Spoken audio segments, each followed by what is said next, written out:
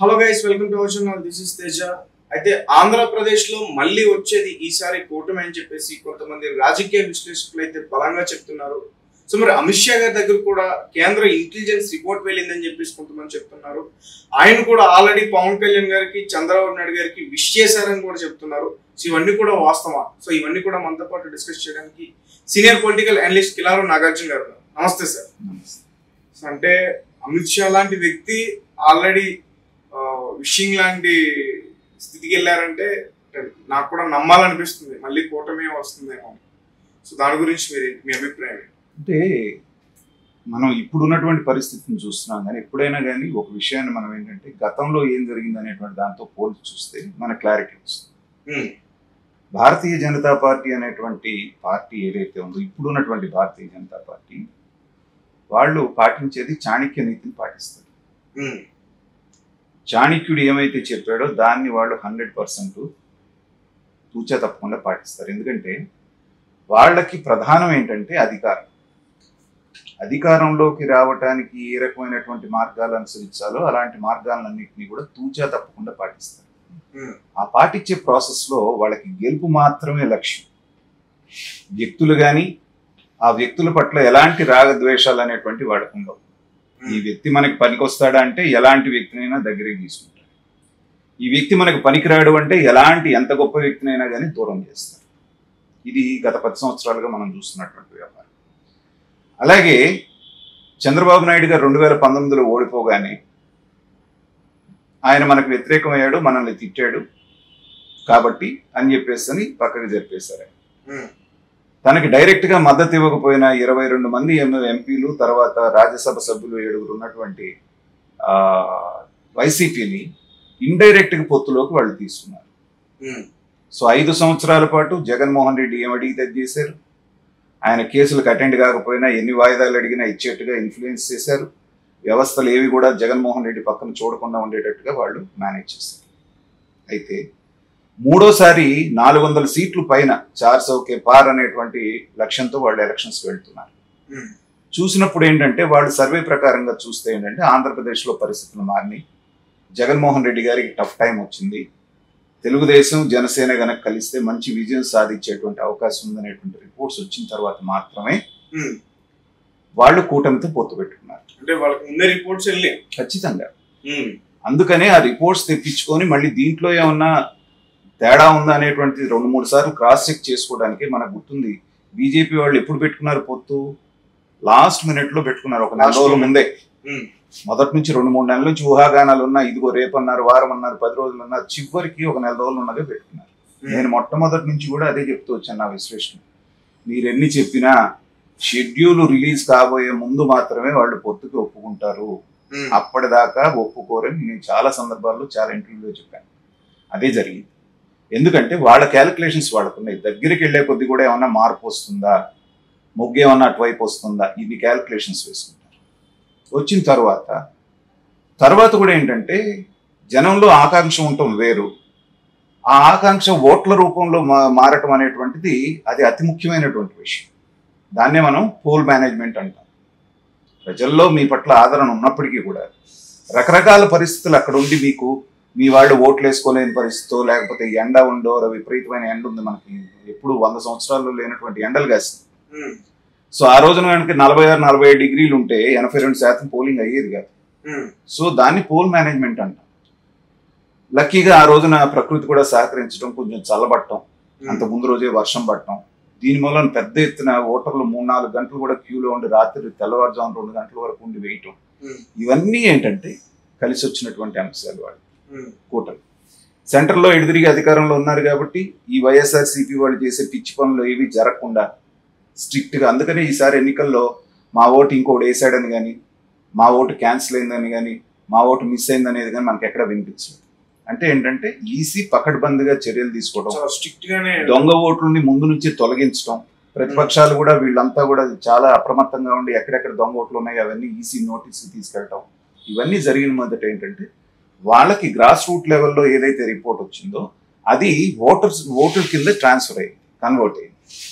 అది చూసిన తర్వాత ఆయన తర్వాత జరిగినటువంటి సభల్లో ఖచ్చితంగా ఆంధ్రప్రదేశ్లో మాదే విజయం, కూటమి విజయం, కూటమి 130, 140 సీట్లు రాబోతుందని అమిత్ షా నోటి నుంచి వస్తోందంటే ఏంటంటే అది వాళ్లకున్నటువంటి సమాచారం.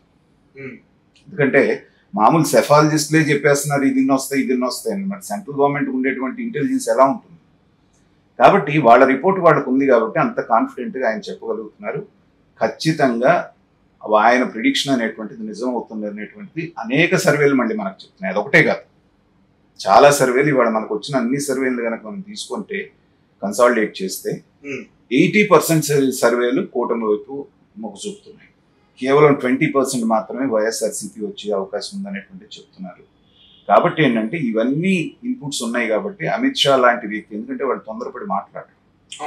తర్వాత ఇంకొకటి ఏంటంటే వాళ్ళు అనుకున్నట్టు 400 దాకా కాదు కదా, కనీసం మెజారిటీ వస్తుందా అనేటువంటి అనుమానం కూడా వాళ్ళకి వస్తాం. అందుకనే స్థాయి దిగజారి కూడా మాట్లాడుతున్నారు కొన్ని సందర్భాల్లో. ఇప్పుడు మోడీ గారు కానీ వాళ్ళ సభలు చూస్తూ ఉంటాయి. అంటే ఏ రకంగా అంటే డైరెక్ట్ గా ఒక మతం మీద ఇది చేయటం, రాహుల్ గాంధీని వ్యక్తిగతంగా మాట్లాడటం, ఇలాగా. అంటే ఒక స్థాయి, ప్రధానమంత్రి అంటే ఒక స్థాయి, అది దిగజారి మాట్లాడి బిలో ద బెల్ట్ కొట్టడం అంటారు, దాన్ని మాట్లాడటం అంటారు. అక్కడ ఆ ప్రయోగం కూడా చేస్తున్నాడు ఆయన. దాన్ని బట్టి విశ్లేషకులకు ఏమనుమానం వస్తుందంటే ఓహో వీళ్ళకి ఏదో అనుమానం వచ్చినట్టుంది, అగ్రెసివ్ గా మాట్లాడుతున్నారు. ఇందాక మనం అన్నాం చూసా, ఎప్పుడైతే మనకి మ్యాటర్ వీక్ గా ఉంటుందో పబ్లిసిటీ పీక్ ఉంటుంది. సో అందుకని ఏంటంటే ఇలాంటిది ఏదన్నా వస్తే చంద్రబాబు నాయుడు అనేలాంటి ఒక వ్యక్తి, ఎందుకంటే అనేకమైనటువంటి గవర్నమెంట్స్ ని ఫామ్ చేయడంలో, రాష్ట్రపతులు నిర్ణయించడంలో, ప్రధానమంత్రులు నిర్ణయించడంలో ఆయన కీలక పాత్ర పోషించారు గతంలో ఎన్డీఏలో కానీ మిగతా వాటి. కాబట్టి ఏదన్నా ఒక 15-20 సీట్లు మనకు కనుక తగ్గితే చంద్రబాబు నాయుడే మనల్ని ఆదుకోగలుగుతాడు. అందరితోటి మంచి సంబంధాలు ఉన్నటువంటి వ్యక్తి వాళ్ళ భారతదేశంలో ఎవరన్నా ఉన్నారు అంటే ఒకళ్ళిద్దరిలో చంద్రబాబు నాయుడు గారు. ఈయన్ని అందరు పొలిటీషియన్స్ గౌరవిస్తారు. బయటికి ఏదన్నా మాట్లాడినా కానీ పాలసీ పరంగా లోపల వాళ్ళకి ఆయన ఒక పెద్ద మనిషి అనేటువంటి భావం ఉంటుంది. అందుకనే ఆయన తీసుకెళ్లి ఎన్డీఏ కన్వీనర్ కూడా చేస్తారు అనేటువంటి వార్తలు బలంగా వినిపిస్తున్నాయి. ఆల్రెడీ బీజేపీ నిర్ణయం తీసుకుంది చంద్రబాబు నాయుడు గారిని ఎన్డీఏ కన్వీనర్ని చేయాలి అనేటువంటి. ఇవన్నీ ఏమి ఇండికేట్ చేస్తున్నాయంటే ఖచ్చితంగా బలమైనటువంటి ఎన్డీఏ మిత్రపక్షాలన్నింటిలోకి తెలుగుదేశానికి అత్యధిక సీట్లు సాధించబోతుంది అనేటువంటి రిపోర్ట్ వాళ్ళ దగ్గర ఉంది. కాబట్టే తెలుగుదేశానికి పెద్దపీట వేసి చంద్రబాబు నాయుడు గారి గురించి, తెలుగుదేశం గురించి, లేకపోతే రాష్ట్రంలో వచ్చే మెజారిటీ గురించి అమిత్ షా మాట్లాడుతున్నారంటే దీని వెనకాల పెద్ద వ్యూహం ఉంది. సో అది ఎన్డీఏని అధికారంలో తీసుకురావడానికి చంద్రబాబు నాయుడు గారి పూర్తి సహకారం కోసమే వాళ్ళు ఇలాంటి వ్యాఖ్యలు చేస్తున్నారని నా అభిప్రాయం.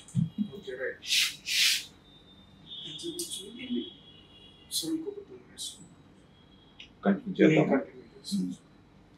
ప్రశ్న ఏమైనా వేస్తావా? అంటే ఇప్పుడు మీరు అంటున్నారు కేంద్రం నుంచి రిపోర్ట్స్ వెళ్ళగానే వాళ్ళకన్నా అంటే వాళ్ళ హైలీ ప్రొఫైల్ కరెక్ట్ అంటే హైలీ ప్రొఫెషనల్ గా వర్క్ చేస్తారు.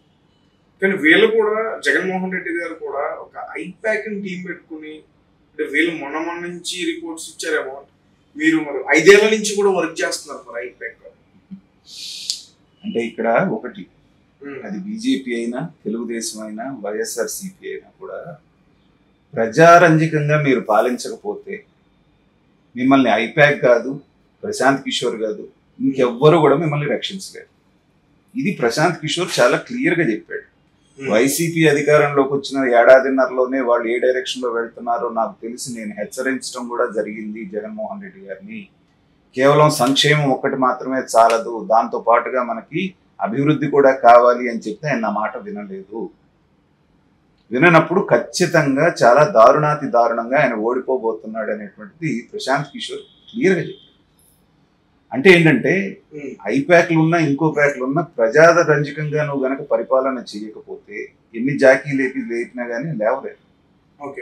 అలా కాకుండా ప్రజాదరణ బాగా నీకున్నప్పుడు ఏ ప్యాక్ అవసరం లేదు.